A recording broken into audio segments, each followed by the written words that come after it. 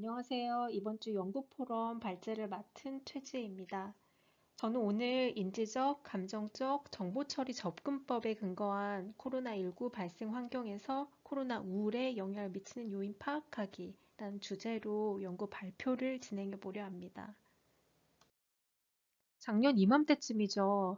2020년 1월 20일 중국 우한시에서 입국한 중국 국적의 한 여성이 국내에서 코로나19 첫 확진 판정을 받았는데요.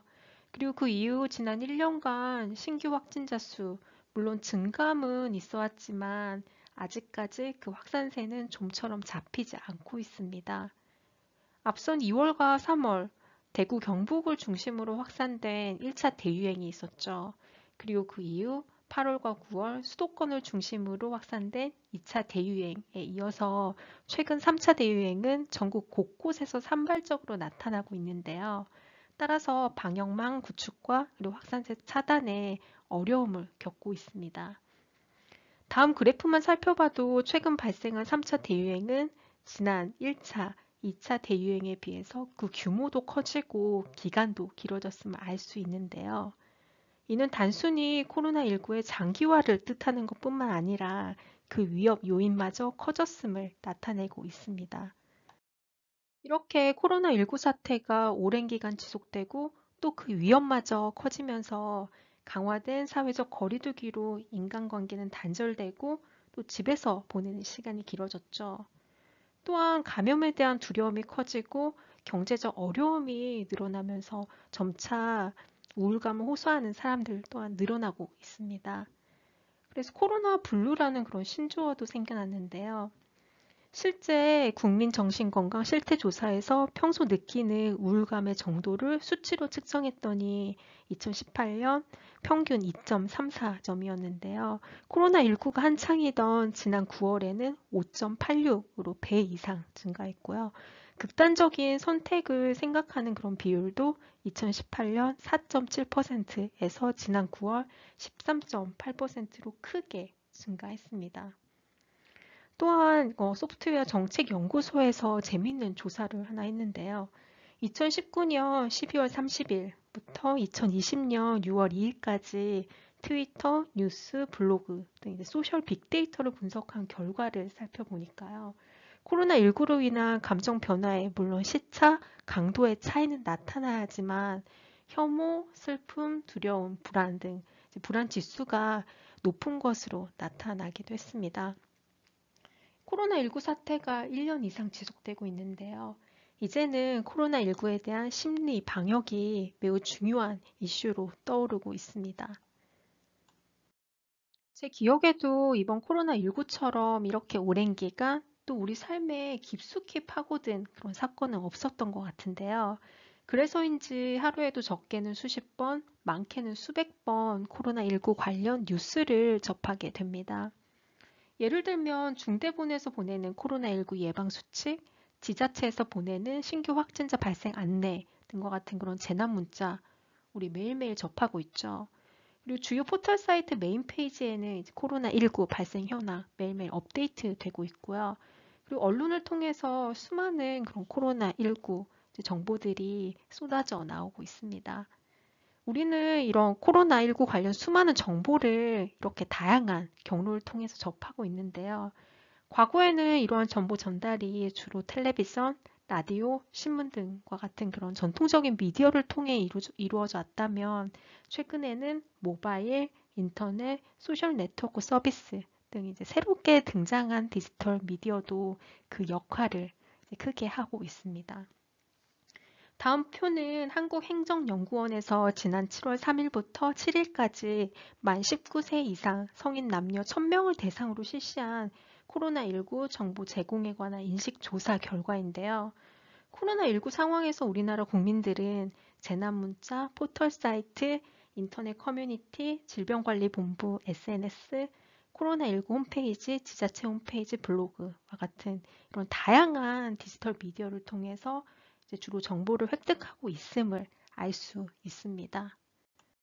따라서 이번 연구는 디지털 미디어를 통한 코로나19 관련 정보의 획득의 그런 영향에 대해서 집중적으로 살펴보고자 했고요. 그리고 위험인식을 높이는 게 예방행동을 높이는 데 효과적이라는 거 이제 널리 알려진 사실인데요. 이번 코로나19 상황은 좀 다르죠. 위기가 그 어느 때보다 이제 장기화되고 마음의 건강을 돌보는 게 그 어느 때보다 이제 중요하잖아요. 그래서 과연 위험인식을 높이는 게 우리에게 도움이 될까라는 이제 궁금증에서 이 연구를 시작하게 됐습니다.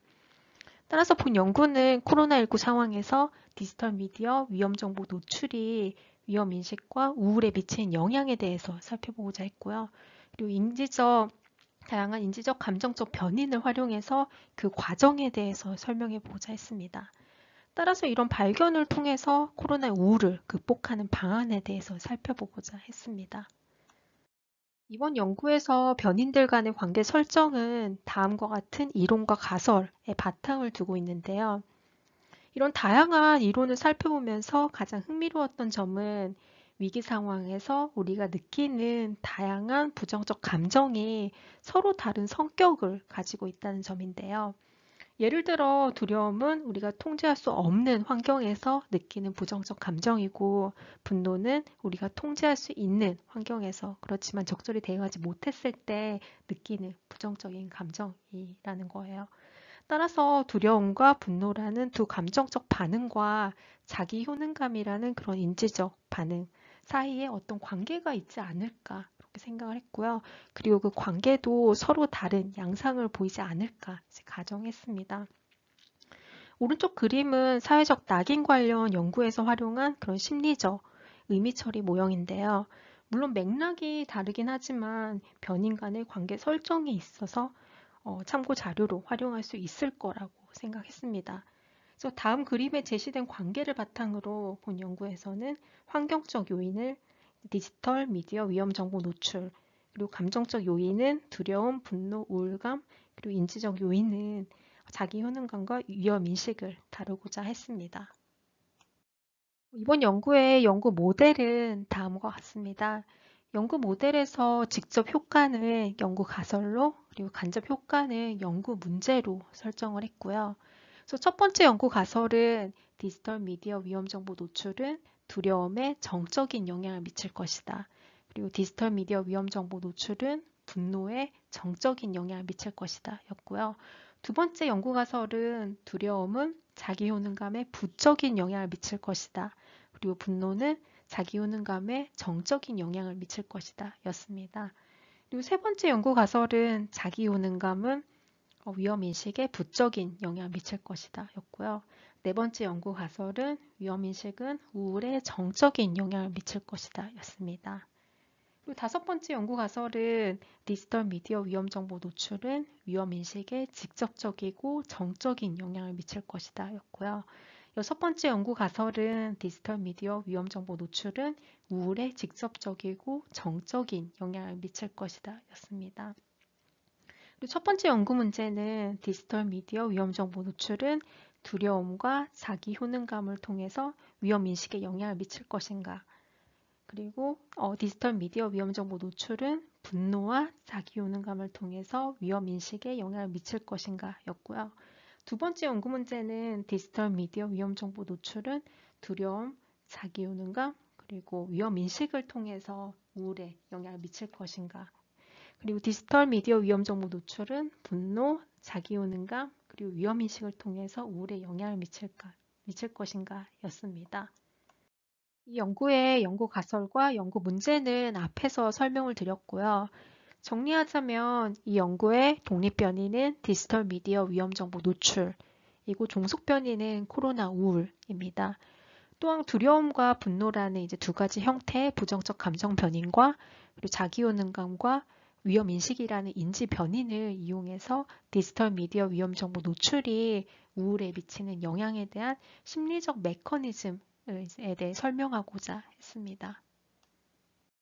연구는 온라인 설문을 통해 진행했고요. 데이터는 조사회사를 통해 작년 2월 24일부터 3월 3일에 걸쳐 수집됐습니다.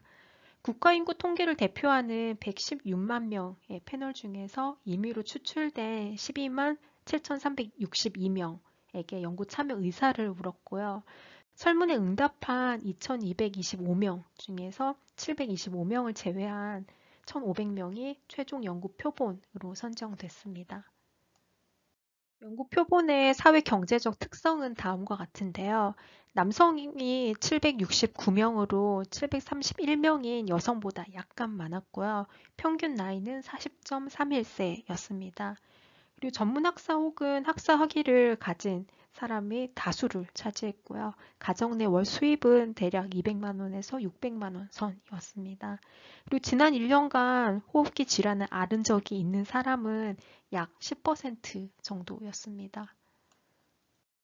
디지털 미디어 위험 정보 노출은 지난 한 달 동안 코로나19의 심각성 혹은 위험성 관련 정보를 온라인 뉴스 사이트, 소셜미디어, 모바일 메시징 앱과 같은 디지털 미디어를 통해 얼마나 자주 접했는지 물어봤고요.